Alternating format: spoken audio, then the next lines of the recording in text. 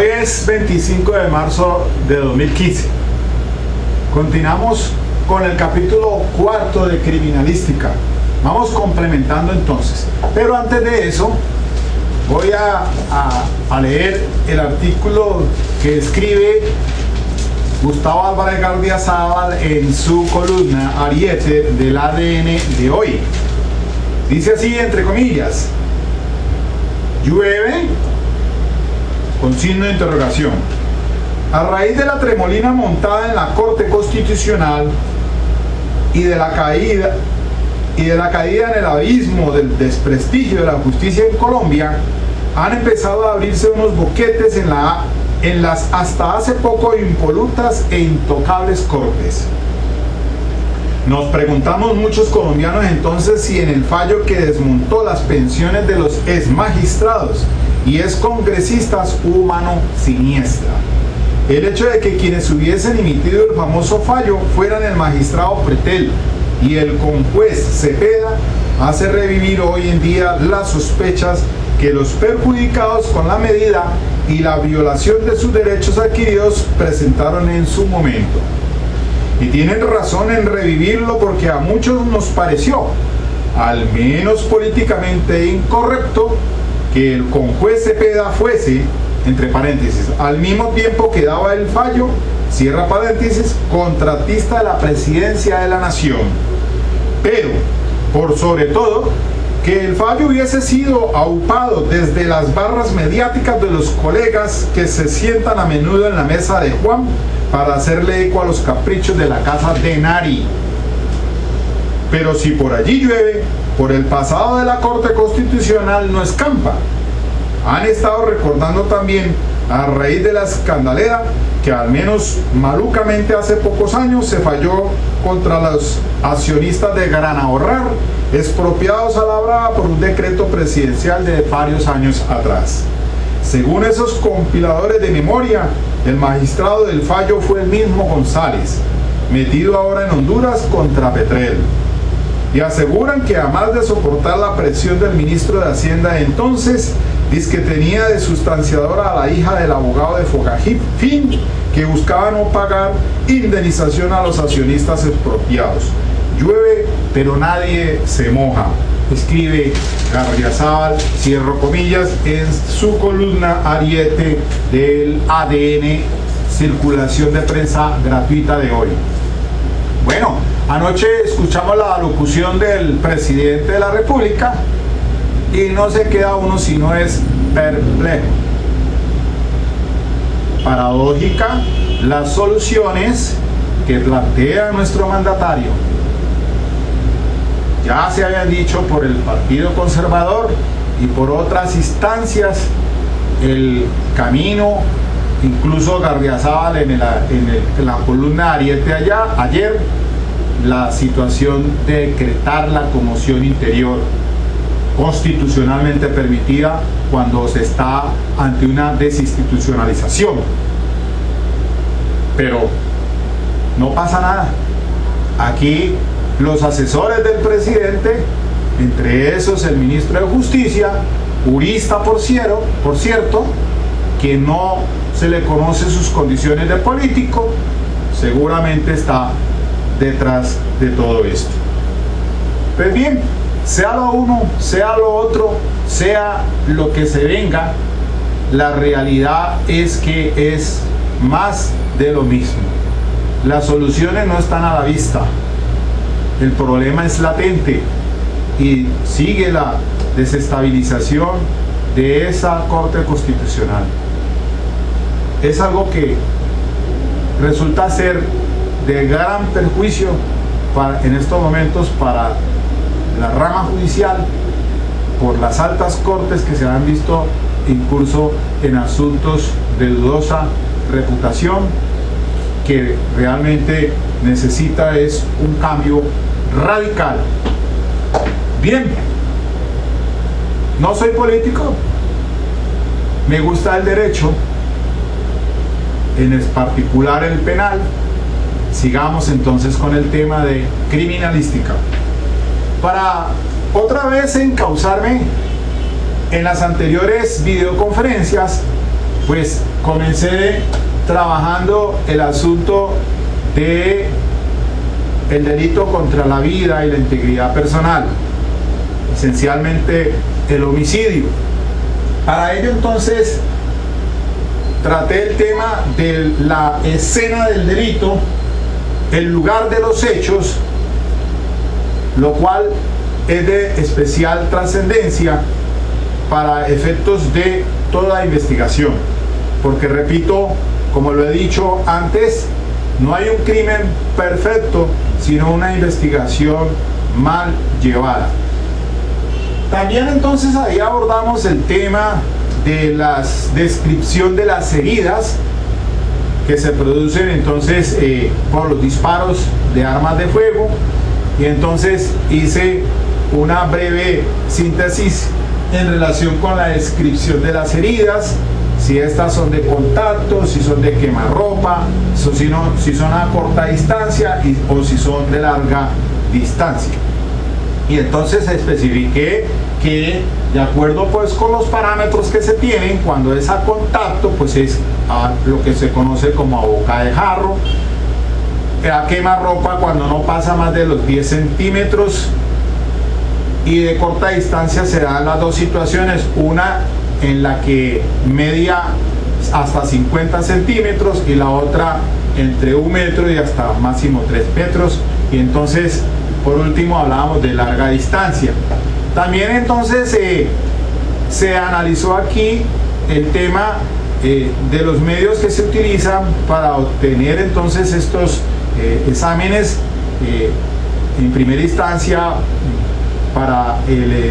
por espectrofotometría de absorción atómica o cromatografía de barrido electrónico. Entonces podía obtenerse un resultado en relación pues con los residuos que se dejan en el cuerpo, en el osiso, cuando se hace pues el respectivo levantamiento del cadáver. Cuestión muy importante para tener en cuenta entonces cuando se está frente a un homicidio o se puede estar ante el suicidio. Entonces se explicaba también que en la trayectoria que tiene el disparo, el proyectil al impactar en el cuerpo presenta unas características especiales en el orificio de entrada como también en el orificio de salida. Entonces también se hizo referencia de que ese orificio de entrada normalmente se conoce como el halo de Fries, circunferencia, que a excepción cuando se es el disparo a contacto que queda estrellado. Por ahí entonces se puede hacer las inferencias entre si fue un homicidio o si pudo haber sido un suicidio, teniendo en cuenta que la persona entonces utiliza el arma normalmente a una distancia casi que a quemarropa o de contacto en el disparo que se efectúa. Entonces son cuestiones a tener en cuenta para que el observador los haga en sus respectivos estudios y entonces se someta a consideración por el operador jurídico. También entonces hablamos de las armas de fuego. Aquí pues antes de eso indico que la tanatología viene pues de la palabra thanatos, que significa muerte, necros, muerte, y logia, estudio de la muerte. Entonces cuando se trata de armas de fuego se conoce como la ciencia de la oplología, el estudio de las armas de fuego. Y sobre ese punto pues entonces hice referencia al decreto 2535 del año 93, el cual regula pues todo el estatuto acerca de las armas de fuego, las municiones y los explosivos. Hicimos entonces dar a conocer allí que las armas son de uso privativo de la fuerza pública, de uso restringido y de autorizados de uso civil. Entonces tiene unos patrones que se deben de tener en cuenta pues para cuando se vaya a tipificar el artículo 365 del Código Penal, que se refiere por la tenencia o el porte de armas de fuego. También se tiene en cuenta las modificaciones que hubo con las leyes 1142 del 2007 y la 1453 del 2011, en las que entonces se introducen el tipo penal. También se incluye los accesorios principales y las municiones para esa arma de fuego. En este tema de la hoplología hice énfasis también en que el tipo de munición. Entonces normalmente pues se explicaba que, dada la situación que se da de delincuencia común, lo que más se tiene en estadísticas en decomisos son armas cortas, normalmente tipo revólver, y también hice énfasis en las características del revólver muy diferente a las de las pistolas, que pueden ser semiautomáticas, automáticas, en las que se emplea un proveedor con determinados cantidad de cartuchos en el respectivo proveedor. Los revólveres también, por sus fabricantes o por aquellos que han producido pues estas clases de armas, normalmente conocemos el Smith Wesson, que es incluso se tiene de mucho uso en la Policía Nacional. Hoy en día ya ese revólver Smith Wesson calibre 38 especial, pues ya se ha ido dando paso al uso de armas tipo pistolas, calibre 9 milímetros, que es lo que usualmente encontramos cuando el servidor policial está de servicio. Prácticamente la Policía Nacional tuvo hasta en cierta época las carabinas, pero posteriormente ingresaron los fusiles calibre 7.762 milímetros, el Galil, fabricación israelí, y estas armas automáticas de uso privativo de las fuerzas militares hoy por hoy son más sofisticadas, y entonces usualmente vemos al policial de servicio es con pistola, ya no lo vemos con el revólver. Pero la delincuencia común sí, en los decomisos que se observan son más que todo armas hechizas o armas que son de fabricación artesanal, las cuales también están tipificadas en el artículo 365, como en el decreto 2535 del 93 se hace alusión a ellas. Estos revólveres entonces presentan su uso son a través de los cartuchos, en la cual la vainilla normalmente, de acuerdo a su calibre o bien sea 32 o de 38 pulgadas, utilizando pues una nominación más que todo americana, porque es la que se utiliza en pulgadas, no así la europea, que utiliza en milímetros. Pero sea la una sea la otra, entonces conocemos normalmente las armas como el calibre proyectil 38 pulgadas, y ese de acuerdo pues a la fabricación que se tenga, normalmente es un plomo, otras veces tiene un recubrimiento, puede ser total como puede ser semi encamisado, como se conoce, con aleación de cobre. Lo que pasa es que de estos proyectiles se conoce que normalmente son lisos, pero se utilizan de una manera no convencional aquellos proyectiles que tienen una ojiva en su parte final, un hueco, se conocen como dundum vulgarmente. Son ojivas o proyectiles explosivos porque después de que sale el espiral, el estriado que tiene el cañón, porque hay que tener también claridad de que hay ciertas armas, normalmente todas son con el cañón es estriado, ya bien sea de estrógiro o sentido hacia la izquierda o hacia la derecha, cuya rotación avanza después de que se percute el fulminante y sale de la vainilla, sale el proyectil en su trayectoria, cuando impacta puede producir una lesión más grande porque el plomo se deforma, y si este tiene una hendidura, pues entonces se va a dispersar más y el daño va a hacer más daño en el cuerpo.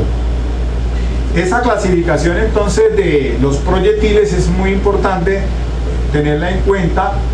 Bien sea, decía yo que igualmente de acuerdo al calibre, normalmente los revólveres en su tambor pues permiten solamente el proyectil de acuerdo a la pulgada. No así para el uso de las pistolas, porque las pistolas pues sí tienen una especificación diferente, normalmente son calibre 7.65 o 9 milímetros. Que hay en ocasiones el .357 Magnum, que es como un 38 especial de pulgada, se puede utilizar también en las pistolas, pero no a la inversa, es decir, de pistolas a revólver con determinadas excepciones. Es decir, eso es lo que a grosso modo más o menos conozco y de acuerdo con la literatura.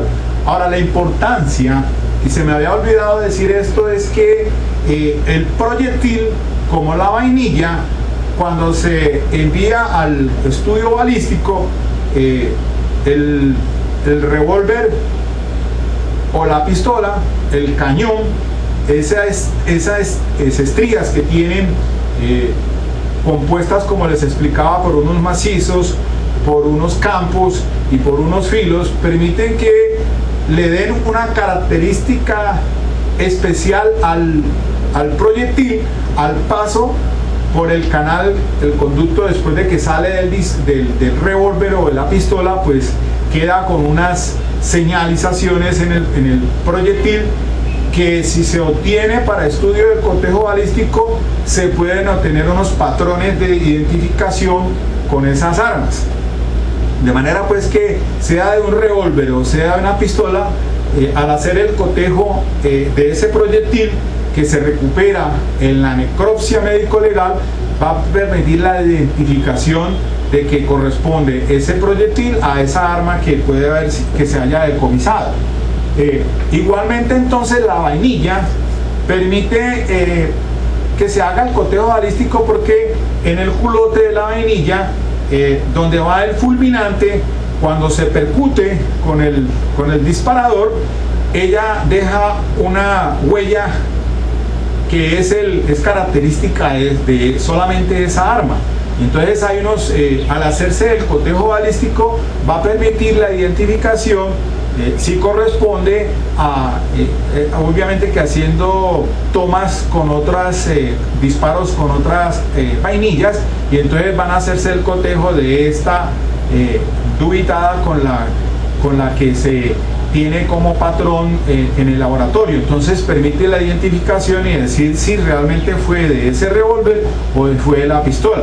Y allí entonces vamos obteniendo unos componentes importantes en criminalística para el estudio de balística, conocido pues como la ciencia de la oplología, para determinar entonces la identidad y las características de estas armas de fuego. Ahora, lo que pasa es que ya la policía ha ido modernizando más sus laboratorios, y la policía judicial SIJIN o DIJÍN, pues ellos como tales, existe una facultad de criminalística que es la misma Escuela General de Policía, la General Santander.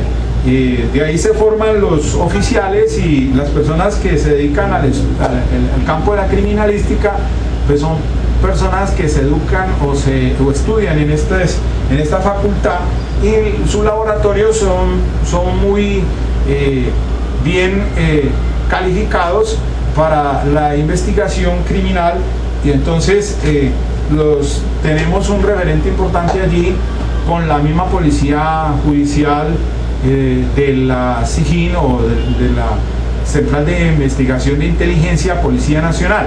Igualmente pues también podemos encontrar Policía Judicial CTI, que es el cuerpo que pertenece a la Fiscalía, como también el Instituto de Medicina Legal con sus peritos en las áreas sobre todo en este campo de la balística, por lo menos para determinar entonces los estudios entre la munición, sea de los proyectiles que se recuperan o de las mismas vainillas que quedan en estas armas o en la escena del delito, sobre todo cuando se trata por ejemplo de pistolas.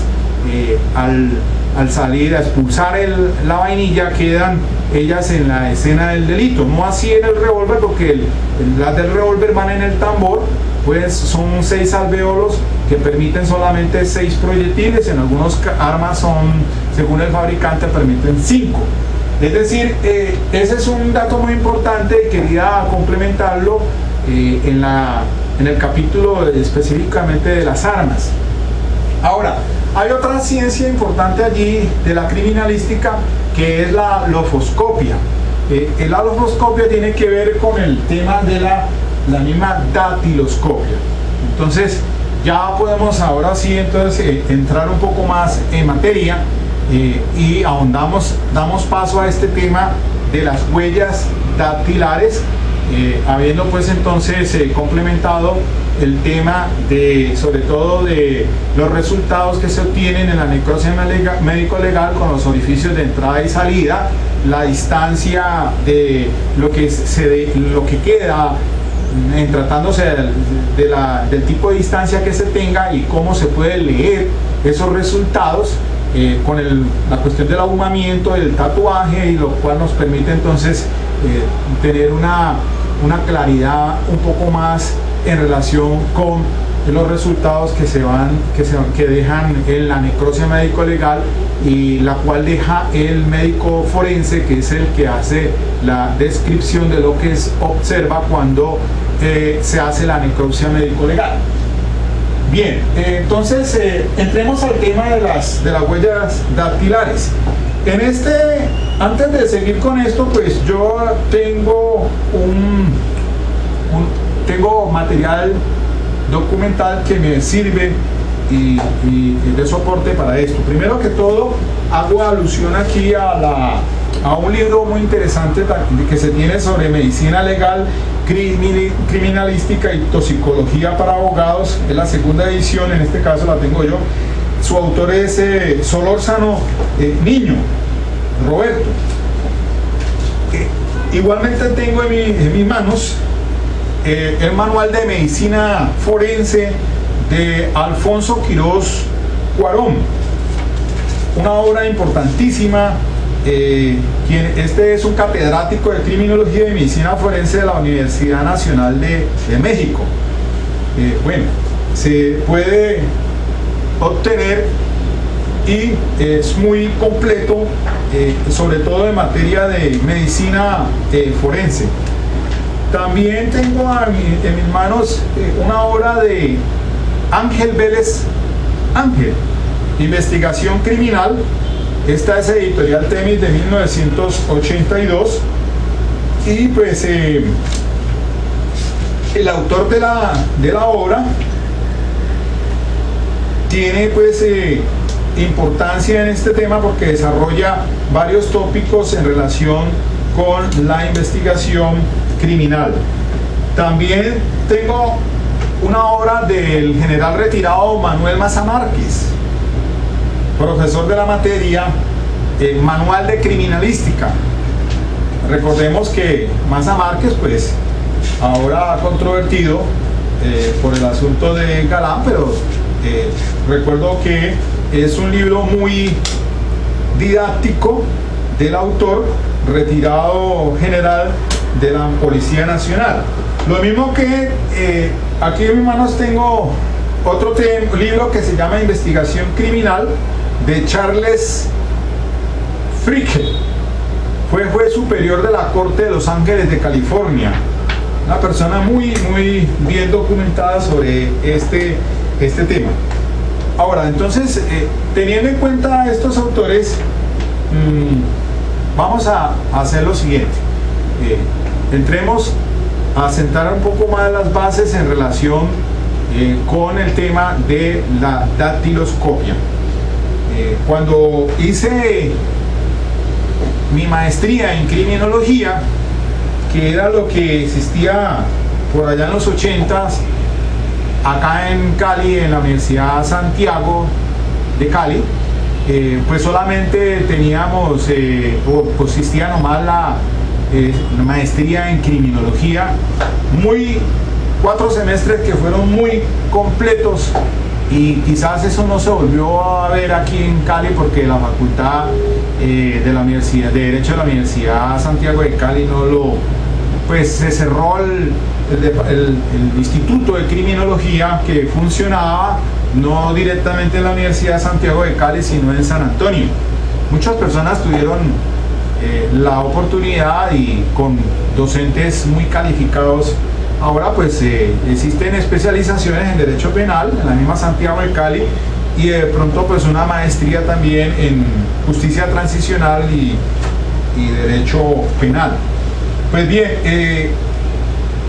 quiero entonces hacer un comentario en relación con la datiloscopia, y luego ahondamos un poco más con esta revista que tengo de la Facultad de Criminalística de la Escuela General Santander, Escuela de Policía General Santander, que tiene que ver en relación con la escena del delito. Me parece muy importante para complementar este tema, porque el artículo 213 del Código de Procedimiento Penal, o sea, la ley 906 del 2004, que vigente actualmente, pues es la que esos artículos 213 y siguientes hacen referencia a las diferentes clases de inspección, a la escena del delito, un lugar diferente a los hechos, a la inspección al cadáver, y por allá más, pues más adelante se habla de la inspección judicial, que es una situación muy diferente, como medio de prueba que existe, o medio de conocimiento, y está como prueba pues al final en los artículos 372 y siguientes de la misma codificación procesal. Pero como tal solamente hablamos entonces aquí de inspección al lugar de los hechos, que adelanta prístinamente o inicialmente la policía judicial, sea cualquiera de las competentes por parte de los diferentes organismos que están encargados de adelantar estas actividades. Bien, la datiloscopia es una de las ciencias más importantes, lo que se conoce como lofoscopia, que es el estudio de las huellas dactilares. Fue introducido por varias personas a nivel internacional, sobre todo, por ejemplo, refiero aquí a William Herschel, a Henry Faulding, Francisco Galton, este es muy importante, Edward Richard Henry y Juan Bucetich, porque en nuestro país, en Colombia, en materia de identificación se trabaja con 3 sistemas: el Henry americano en la Policía Nacional, el Bucetich en el DAS, en lo que era el DAS, y el Henry canadiense en la Registraduría Nacional del Estado Civil. Pues bien, estas personas, por ejemplo, haciendo evocación a Francis Galton, que es de una nacionalidad inglés, por allá en el año 1892 publicó el primer libro titulado Huellas dactilares, en el cual propone un sistema de clasificación y catalogación, afianzando a la vez perennidad e individualidad de las crestas papilares. Es aquí lo importante, porque ahora explicamos un poquito más aquello de la inmutabilidad, de la perennidad de las huellas dactilares, y de cómo no existen en el mundo 2 huellas dactilares idénticas. Solamente los gemelos monocigóticos presentan una huella dactilar, pero a la inversa. Esa es la única excepción. Entonces, teniendo ese referente, resulta de que la huella dactilar hoy por hoy es un medio que permite tener confiabilidad. Se usa en los bancos, se usa, en diferentes escenarios encontramos que la huella dactilar es el sistema más avanzado que se tiene, y pues se refieren precisamente a estos señores que fueron los que permitieron pues entonces ahondar un poco más en este asunto. Y decía, por ejemplo, sí, decía Francis Galton en varios artículos sobre el uso de la dactiloscopia, sugiere que se utilicen los 10 dedos. Y entonces fue después Juan Evangelista Urquinge, quien es considerado el padre de la dactiloscopia según aquí el libro de Maza Márquez, quien dividió las impresiones dactilares en 9 tipos, a saber, curvas transversales, franja central longitudinal, franja oblicua, presilla oblicua, almendra, espiral, elipse, círculo y doble verticilo. Es decir, eso tiene unas connotaciones especiales que permiten entonces clasificar las mismas huellas dactilares. Lo importante es que estas personas dieron paso, pues entonces, por ejemplo, en 1901 Edward Richard Henry implantó su propio sistema en la Gran Bretaña. En el descubrimiento de las crestas papilares, su clasificación técnica y aplicación en la identificación personal, figuraron muchas personas pues después de mediados del siglo XIX, los que acabo yo de referir ahora, pues que fueron las personas que tuvieron importancia en ello.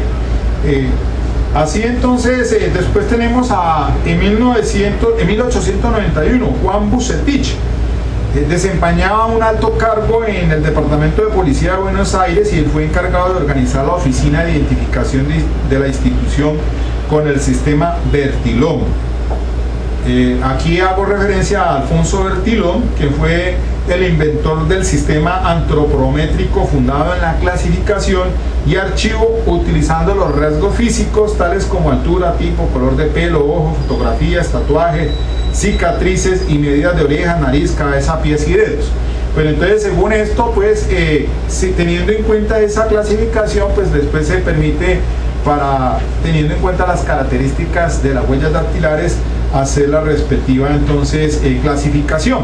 Por eso es que aquí se dice que en Colombia, en el decreto ejecutivo número 1216 del 4 de julio de 1935 se adoptó como sistema oficial de identificación el Bucetich, o sea, en honor a Juan Bucetich, con las modificaciones introducidas por un español.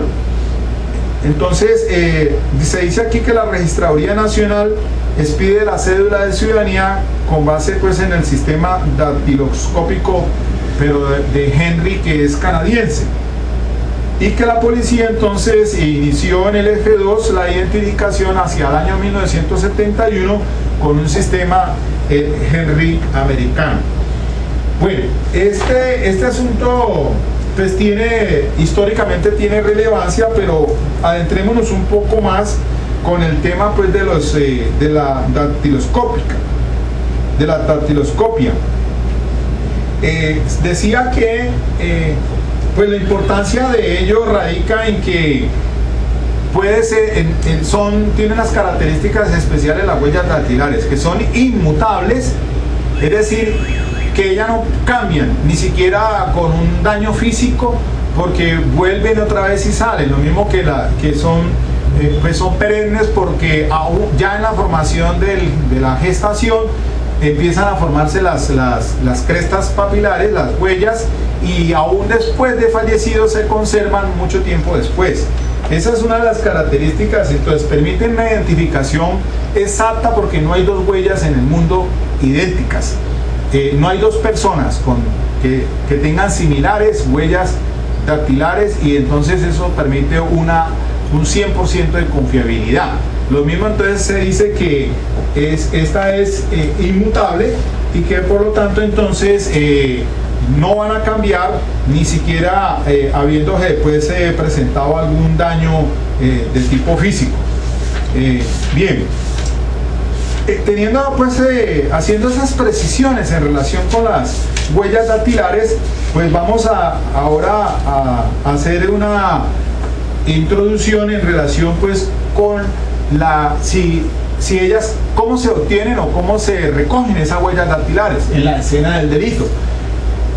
Porque en otra ocasión pues alguien me preguntaba que si pueden quedar unas huellas dactilares en el revólver, en el arma que la persona manipula, y eso es cierto, es completamente cierto.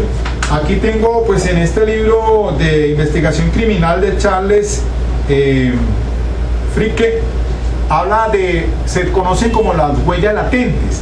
Entonces dice así: cuando el lado palmar de un dedo toca un objeto liso, se obtiene casi el mismo efecto que cuando un sello de caucho ordinario toca el papel. Y si tanto el dedo como el sello están impregnados de tinta, se obtiene una impresión de esa muestra. Pero un dedo no requiere estar untado de tinta, sangre o cualquier sustancia extraña para dejar su huella. Los diminutos poros de la piel exudan normalmente una sustancia aceitosa y húmeda que cubre las crestas en cantidad suficiente para dejar una huella de ellas sobre el objeto tocado. Esta huella es tan delicada que es casi o realmente invisible al ojo y solamente se puede ver o fotografiar después de revelada por procedimientos químicos. Por ejemplo, empolvándola con los polvos blanco, negro o de aluminio que se usan para tal fin, y este procedimiento trae como resultado que el polvo se adhiere a las líneas grasosas y húmedas dejadas por las crestas, haciéndolas casi así visibles. No es aconsejable que una persona que no esté bien entrenada en este trabajo intente revelar huellas digitales latentes, debido al peligro de una técnica impropia que destruya la huella. Después sigue acá diciendo: las superficies ásperas y absorbentes rara vez presentan huellas digitales, a menos que el dedo esté untado de una sustancia como la sangre, tinta o grasa. Es decir, hay superficies ásperas. De hecho, entonces, en las superficies lisas sí quedan las huellas, incluso hasta en el papel, en el escritorio de vidrio, en la ventana,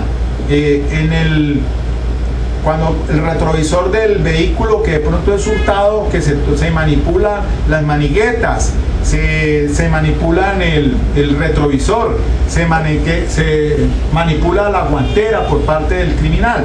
Entonces allí, cuando se tratan de estos hurtos de vehículos, pues ahí presentan la toma de huellas, que por un experto en lofoscopia pues es el indicado para hacer hacer las toma de las huellas, porque eso tiene pues unas características especiales que se deben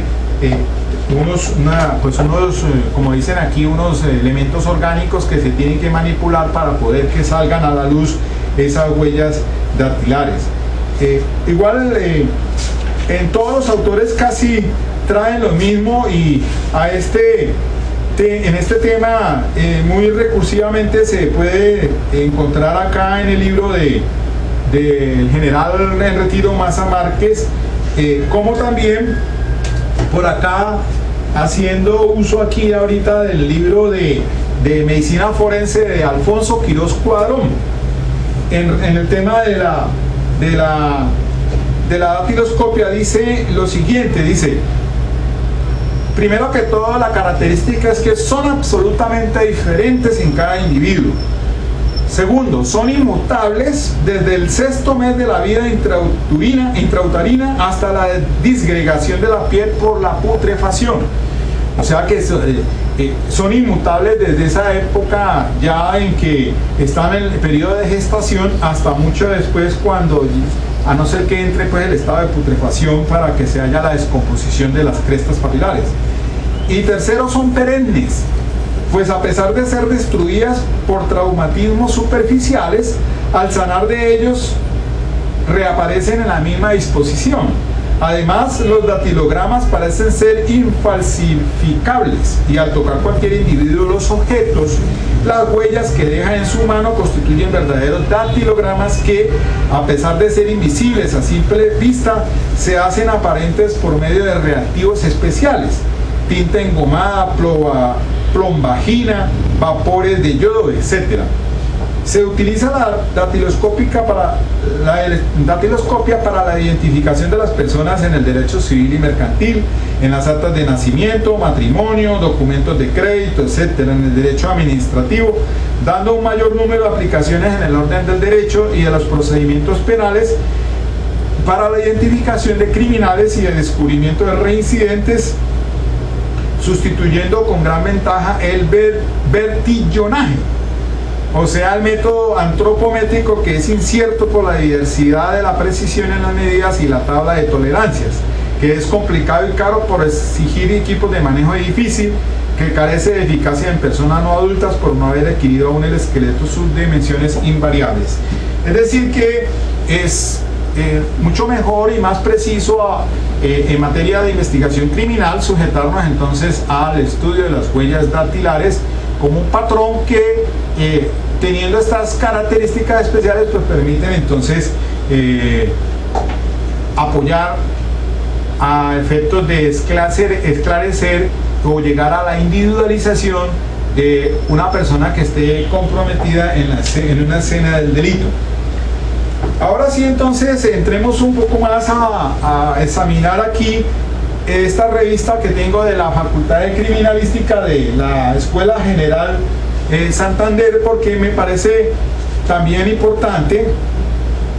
Y en este tema de las huellas, dice en este artículo que sacó la revista, como una revista pues que circuló, dice que esta es una revista dice año 1, número 2, noviembre de 1993, ayer nomás.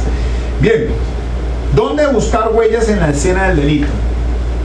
Cuando se efectúe un registro en la escena del delito, se deben examinar con todo cuidado los objetos y áreas sospechosas que hayan sido tocadas por el delincuente. Con frecuencia las impresiones dactilares pueden descubrirse utilizando una lámpara de mano o soplando sobre la superficie de un objeto. Sin embargo, en las áreas sospechosas se deben utilizar polvos para huellas digitales de color transparente buscando resaltarlos. Aquí se tiene en cuenta que hay unos tipos de impresiones de huellas digitales que se pueden encontrar en la escena del delito. Dice impresiones visibles, impresiones plásticas, impresiones latentes. Esta es la última, la que pues realmente tiene relevancia. Las visibles son aquellas que se refieren a huellas digitales que una persona impregnó con las manos sucias, generalmente en superficie de color claro o en el polvo. Esas son impresiones visibles, porque la persona tiene las manos y mancha y deja la huella visible porque tiene una sustancia como untado de sangre, por ejemplo, entonces pueden quedar en la escena del delito. Las imágenes digitales de esta clase pueden tener o no valor de identificación, dice, dependiendo de las características distintas de la fricción aplicada a la superficie. Y hay impresiones plásticas. Estas se registran en superficies de tipo plástico, tales como el jabón, mantequilla, cera, etcétera, que pueden formar un molde de la huella digital cuando se tocan. Y de las impresiones latentes, aquí sí, cuando dice son aquellas que están escondidas u ocultas. Para tomarlas se necesitan polvos para huellas digitales, rociados químicos o soluciones para hacerlas visibles. Una huella digital latente consiste en una película o capa húmeda o grasa que puede ser transferida al objeto quedando marcadas las huellas.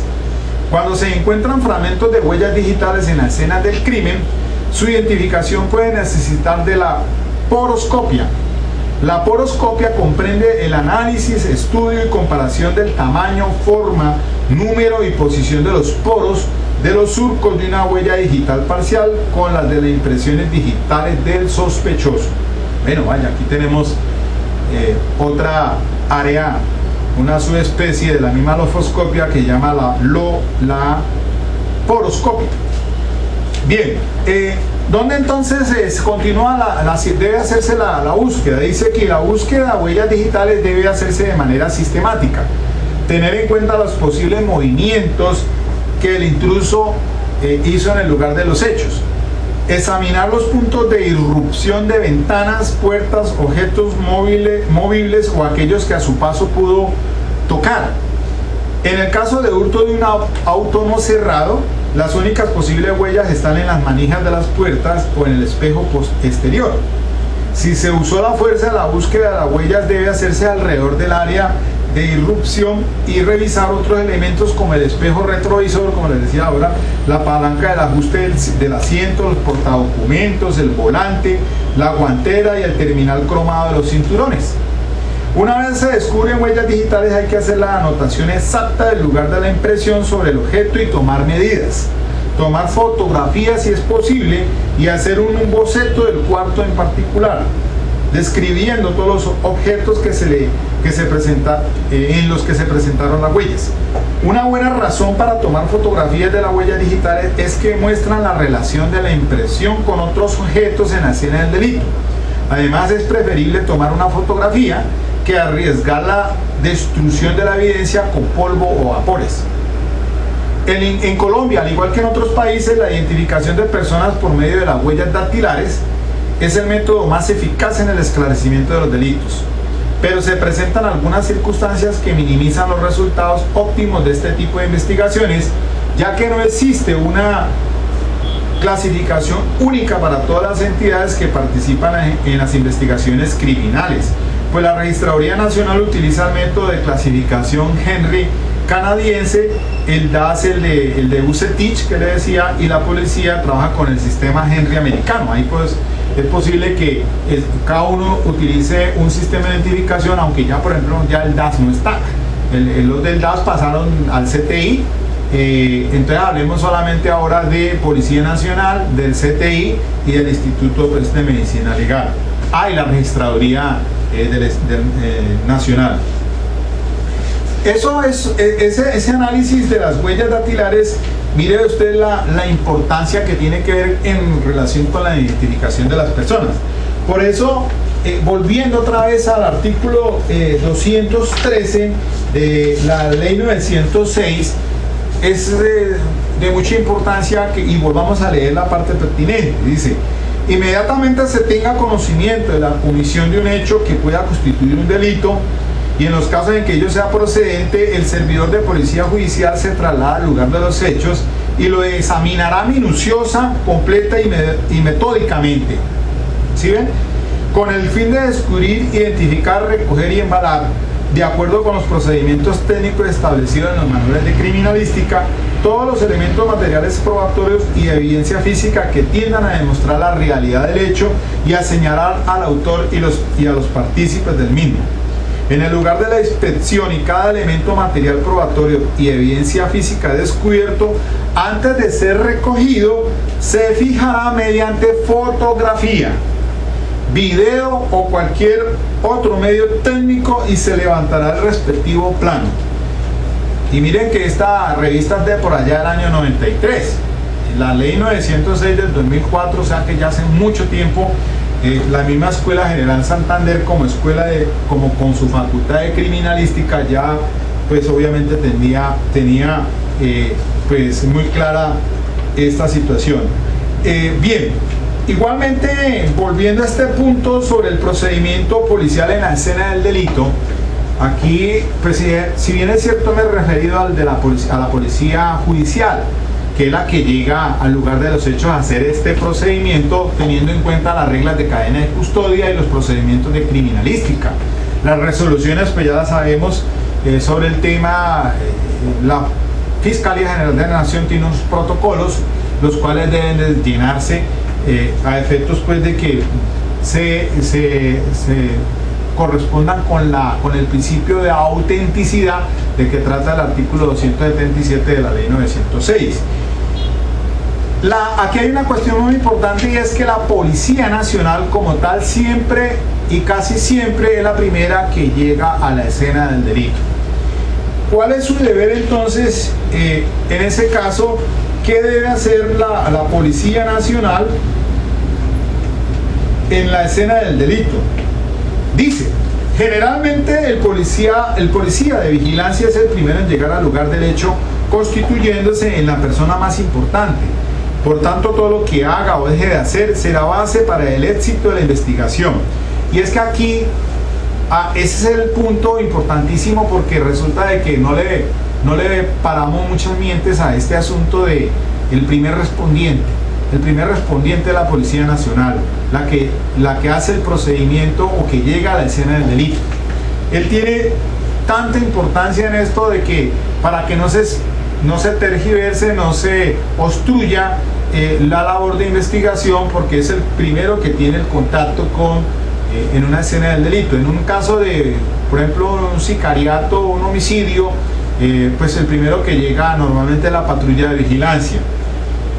Él dará cuenta a la central de información, lo que se conoce como el primer informante o dando la noticia criminis, para que entonces se realicen los actos urgentes y se desplace a ese lugar el grupo de criminalística. Hoy por hoy pues es muy importante contar con la Policía Nacional y sus patrullas en los levantamientos de cadáver, que es lo primero que hace cuando se desplaza el policía judicial, que recibe la noticia por parte de la central de radio de la policía diciéndole que en tal parte hubo unos hechos de sangre y que habiéndose un cuerpo se desplace para que se haga el respectiva inspección de cadáver, que es el acordonamiento del área, que debe hacerlo en primera instancia de la Policía Nacional.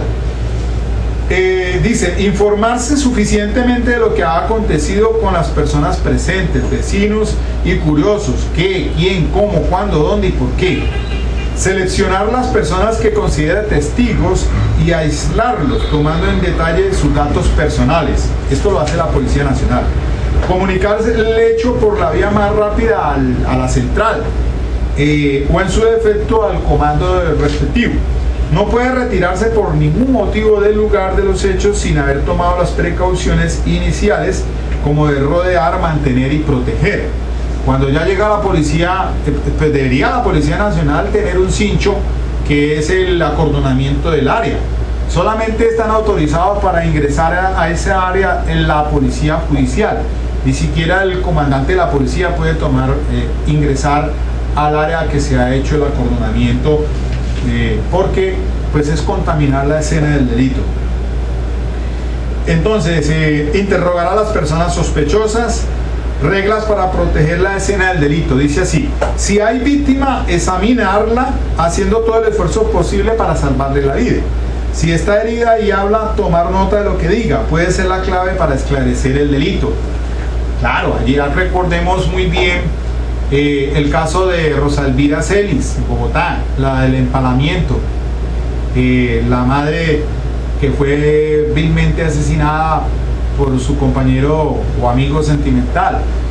Pues fue esa llamada que hizo a la central de radio que permitió que la patrulla inicialmente llegara a auxiliarla, y en ese interregno seguramente ella, las primeras declaraciones que dio fueron importantes para establecer la identidad y la individualización de la persona que había cometido el hecho criminoso, debido a que ella murió después en el hospital por peritonitis.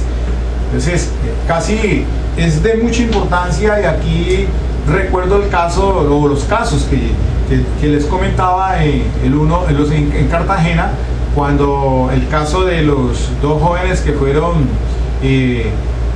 quemados por un policial, y el otro también, el caso del Cerro de la Popa, en donde hubo personas que vivieron para poder contar quién había sido el responsable de los hechos. Sin embargo, muchas investigaciones se quedan en el camino y no permiten un esclarecimiento, porque pues no se tiene o no se cuenta con la víctima. La víctima fallece en esas circunstancias, y a todas luces pues resulta casi que dificultoso obtener unos resultados bajo esas consideraciones. Eso sí es entendible, y por eso muchas investigaciones pues no dan resultados, porque el criminal no deja ningún vestigio en la escena del delito, o por lo menos para establecer su identidad.